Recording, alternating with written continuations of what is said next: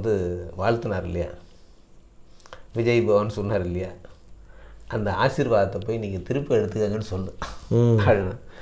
திரும்ப எடுத்துக்கிட்டா என்ன ஆகும், அதுக்கப்புறம் பாரு, அதுக்கப்புறம் நடக்க மாட்டேன் சொன்னோன்னே இப்போ திறமை கிளம்பி பீஷ்மரை பார்க்கறதுக்கு போவோம்.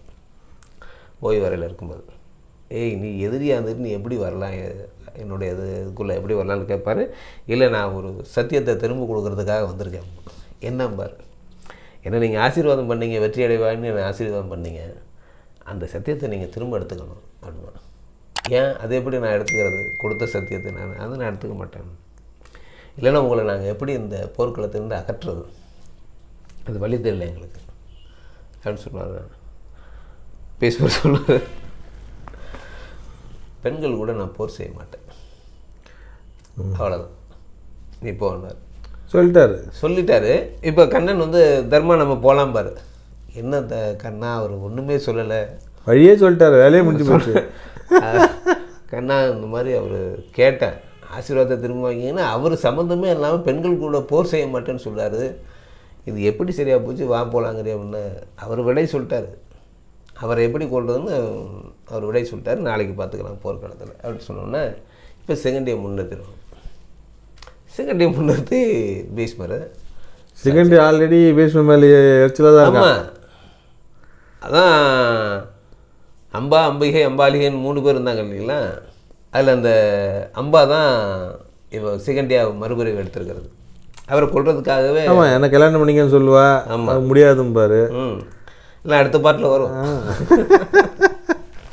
அடுத்த விருச்சிகம் தானே, அடுத்த விருச்சிகம் பீஷ்மர் தானே, விரிவாக பார்த்துருந்தோம். அதில் விரிவாக பேசலாம். ஆனால் ரொம்ப இன்ட்ரெஸ்டிங்கான சப்ஜெக்ட்.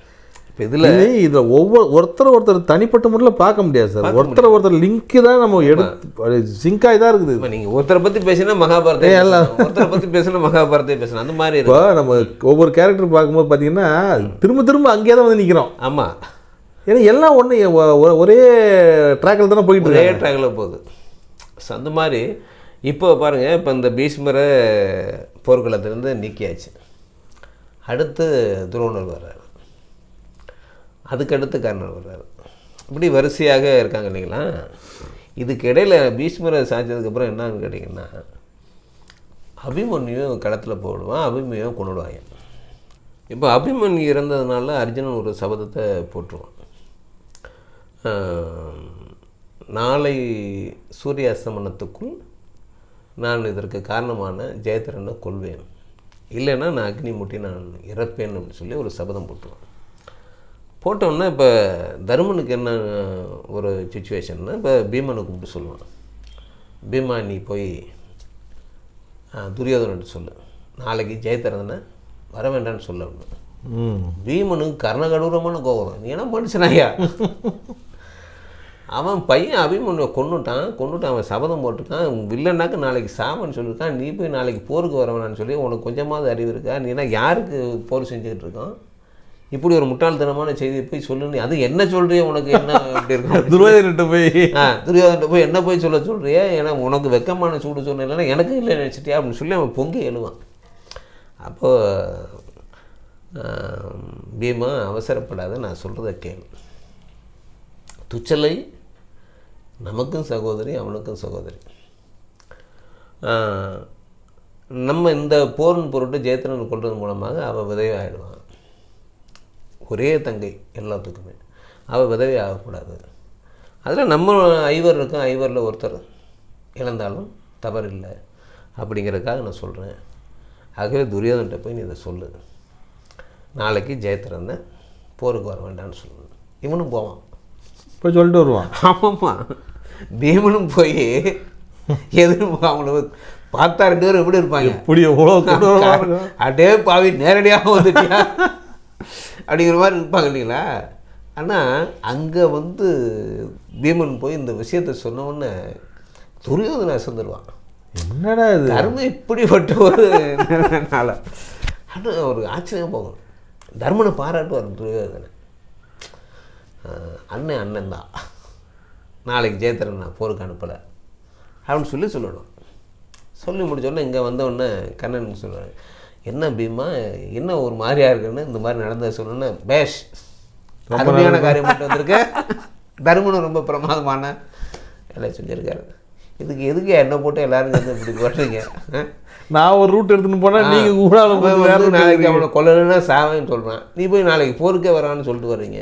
என்ன தான் நடக்குது அப்படிங்கிற மாதிரியாக கண் சொன்னோன்னே தர்மன் சொல்லுவார், இல்லை எனக்கு ஒரு நியாயம்னு என்னுடைய கருத்துக்கு நியாயம்னு வந்துச்சுன்னா அது சொல்லித்தானே ஆகணும், தர்மம் இல்லையே அது அப்படின்னு சொல்லி இங்கேயும் தர்ம நியாயங்களே பேசுவார்.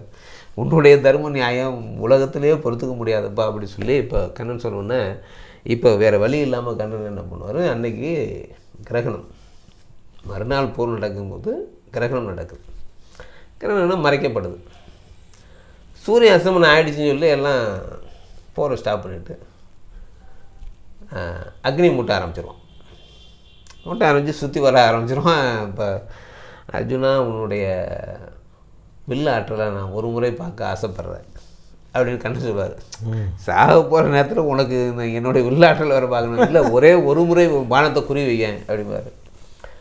இப்போ பானத்தை குறி வச்சுட்டு எங்கே குறி வைக்கணும், யாரை குறி வைக்கணும், எந்த இடத்த குறி வைக்கணும்னு சொன்னேன். அதோ அந்த மலையை இருப்பார், அங்கே வைப்பார். இப்போ சூரியன் கிரகணம் ஓப்பன் ஆகும்.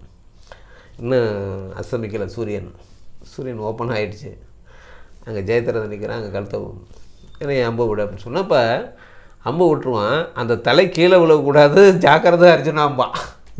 என்ன காரணம் கேட்டால் அவங்க அப்பா வந்து ஒரு வரம் வச்சுருப்பார், ஜெயத்ரனுடைய அப்பா. இவன் தலையை யார் கொய்கிறானோ, யார் கையில் போய் இந்த தலை விழுகுதோ அவன் தலை சுக்கு நூறாக வெடித்து போன்றுவார், இந்த தலை கீழே விழுந்தா. இப்போ இந்த அம்புனாலேயே இந்த தலையை பந்தாடிக்கிட்டே போய் அவங்க அப்பா அங்கே தவம் இருக்கிற இடத்துல கொண்டு போய் அவர் மடியில் கொண்டு போய் போடுவாங்க. போட்டோன்னே இது யாரான்னு சொல்லி தூக்கி கீழே போட்டோன்னா அவர் தலை படித்து போயிடும். அப்போது அதைக்குள்ளே இருக்கக்கூடிய இந்த ஜெயத்ரதனை கொல்லக்கூடாது, கொன்றான் கொல்லலைன்னா அர்ஜுனன் சாவான், அர்ஜுனன் சாக முடியாது அப்படிங்கிறதானே. இந்த ஐவரும் வந்து வெற்றிக்குன்னே பிறந்தவங்க அப்படிங்கிறதுனால இப்போ தர்மன் இது தெரிந்தாலும் கூட ஜெயத்ரன் கொன்னாச்சு என்ன தெரியும் இல்லைங்களா, தெரிஞ்சிடும். ஆமாம், ஜெயத்ரன் தான் சாவும், அர்ஜுனன் சாக மாட்டாங்க தெரியும். ஆனாலும் இடையில ஒரு பிளே நடக்குது பாருங்கள். துரியோதனன் நியாயமானு காமிச்சிக்கிறார், அதுலேயும் நியாயமான காமிச்சிக்கிறார் இல்லைங்களா. இப்போ அவங்க கேட்பான்ல, இப்போ இது இந்த தூது அனுப்பாமல் இருந்தால் துரியோதனை கண்டிப்பாக கேட்பான்ல, கண்டிப்பாக கேட்பான். ஏயா எல்லாத்துக்கும் ஒரு தங்கச்சி அவ்வளோ உதவி ஆக்கிட்டீங்களே. யோ இப்போ இவர் சொல்லுவார், நான் தான் வானா அனுப்புவானான்னு சொன்னேன்ல, அவன் ட்ராமா ஆகிட்டான் மட்டும். இப்போ பாருங்க, இப்போ அவன் ஒன்றும் பேச முடியாது, அவன் அவ்வளோ சொல்லி கேட்காம இவன் ஏன் போய் அங்கே எல்லாம் யாருமே குறை சொல்ல முடியாத அளவுக்கு நடந்துக்கிறது இந்த கேரக்டர். ஆமாம், அதாவது வேறு வழியே இல்லை, போர் நடத்தியே ஆகணும் அப்படிங்கிற நிலைமைக்கு காலம்தான் தள்ளப்படுதுங்கிறத ஊர்ஜிதப்படுத்திக்கிட்டே இருப்பார். இதோட முடியலை. இப்போ 18ஆவது நாள் வந்து போர் முடிஞ்சிருது, எல்லோரும் இறந்து போகிறாங்க. துரியோதனன் வந்து என்ன பண்ணுறாரு, நேராக போய் தவம் இருக்கிறதுக்கு ஆற்றுப்படுகையில் போய் உள்ளே போயிடுவார். துரியோதனன் வந்து ஜெயிச்சாதான் இங்கே வெற்றி, இல்லைன்னா வெற்றி கிடையாது. அப்படிங்கிறனால இப்போ துரியோதனை தேடுவாங்க. தேடும்போது அவர் தண்ணிக்குள்ளே இருக்கிறாரு அப்படிங்கிறது தெரியும். இப்போ வா துரியோதனா போருக்கு அப்படின்னு சொல்லி இவங்க எல்லாம் போய் நிற்பாங்க. நின்ன உடனே இதில் தர்மருடைய நியாயத்தை இங்கே பாருங்கள். அவர் என்ன பண்ணுவார், எங்கள் ஐவரில் யாருடன் நீ போர் செய்ய விரும்புகிறாயோ அவருடன் போர் செய்யலாம் பாரு. இப்போ கதாயுதத்துக்குன்னு வச்சுக்கிட்டு வருகிறவன் பீமன் என் கையால் தான் கொல்லுவான்ட்டான் அப்படின்னு சபதம் போட்டுருக்கான். இவ்வளவு நடக்குது. பீமன் ஒரு ஆளுக்கு தான் கதாயுதம் பண்ணவும் தெரியும், துரியோதனுக்கு நிகராக பண்ணக்கூடிய பீமன் ஒரு ஆள் தான். இங்கே பாருங்கள் வேடிக்கையை என்ன சொல்கிறார், யாருடன் போர் செய்ய விரும்புகிறாயோ நீ செய்யலாம். ஆனால் துரியோதன பராக்கிரமசாலி இல்லையா, அவனுக்கு கௌரவம் இருக்குது. நான் பீமன் கூட நான் போர் செய்கிறேன், பீமனோட போர் செய்கிறார். அடிக்கக்கூடாத இடத்துல அடித்து காலி பண்ணிடலாம். இப்போது இவ்வளவும் தர்ம நியாயங்களோடு நடந்ததாக. ஆனால் நீங்கள் ஒரு விஷயத்தை நல்லா நீங்கள் கவனிக்கணும், இந்த மகாபாரத போர் அவங்க சூழ்ச்சி செஞ்சாங்க கௌரவர்கள் அப்படிங்கிறது ஒரு புறம். ஆனால் மகாபாரத போரில் நடந்த அத்தனை உயிரிழப்புகளும் தவறான முறையில் கொல்லப்பட்டவர்களே. பீஷ்மர், துரோணர், துரியோதனன் நேர்மையாக அடிக்கலை. போர் முறையில் போரினுடைய சட்டத்திட்டங்களுக்கு உட்பட்டு யாருடைய இறப்பும் நடக்கலை. எல்லோருமே குறுக்கு வழியில் தான் கொல்லப்பட்டார்கள் அப்படிங்கிறது இருக்குது. அது என்னன்னு கேட்டிங்கன்னா, அதுதான் அந்த தர்மங்கிற ஒரு விஷயம் இருக்குது பாருங்கள். இப்போ ஒருத்தன் தவறு செய்கிறான், திருடன் இல்லை ஏதோ ஒன்று எடுத்துகிட்டு ஓடுறான். அவன் ஒரு காரில் 100 கிலோமீட்டர் வேகத்தில் போகிறான் அப்படின்னா அந்த ரோடு வந்து ஒரு 80 கிலோமீட்டர் வேகத்தில் போகக்கூடிய ரோடு. அவன் 100 கிலோமீட்டர் வேகத்தில் போகிறான். துரத்திட்டு போகிற போலீஸ் 110 கிலோமீட்டர் வேகத்தில் போனால் தான் அவனை போய் பிடிக்க முடியும். அப்போ இவங்க துரத்திட்டு போகும்போது அவன் கேட்குறான் கேள்வி, இந்த ரோடு 80 கிலோமீட்டர் வேகத்தில் தானே போகணும், நீ எப்படி 110 கிலோமீட்டரில் வரலாம், இது சட்டப்படி குற்றம் இல்லையா அப்படின்னா அது மாதிரியான ஒரு நிலை. அப்போ ஒரு ஒரு தவறை சரி பண்ணணும்னா கொஞ்சம் ராங் ரூட் எடுத்து போகிறதுல தப்பு இல்லை அப்படிங்கிறது தான் இந்த மகாபாரத கதையினுடைய மொத்த இது. அதில் ஒரு தர்மன்கிற ஒரு நபர் எந்தெந்த விதத்துலலாம் நியாயங்களை கடைபிடிக்கக்கூடியவர் அப்படிங்கிறத அந்த மகாபாரதம் முழுவதும் நம்ம பார்க்கலாம். இந்த துலாம் லக்னத்துக்கு ஏன் இந்த தர்மரை தேர்ந்தெடுத்தனா இதுதான் காரணம். இவர்களும் ஒரு தொழில் செய்தாலோ ஒரு வேலை பார்த்தாலோ அல்லது படித்தாலோ ஒரு விஷயத்தை தெரியவில்லை என்றாலும் கூட அதில் போய் இறங்கி அதை முழுமையாக கற்றுக்கொண்டு அதை எப்படி நம்ம செய்யலாம், எப்படி வெற்றி பெறலாம் அப்படிங்கிறத ரொம்ப பொறுமையாக கையாளக்கூடியவங்களாக இருப்பாங்க. யோசிச்சுக்கிட்டே இருப்பாங்க, அவசரப்பட மாட்டாங்க.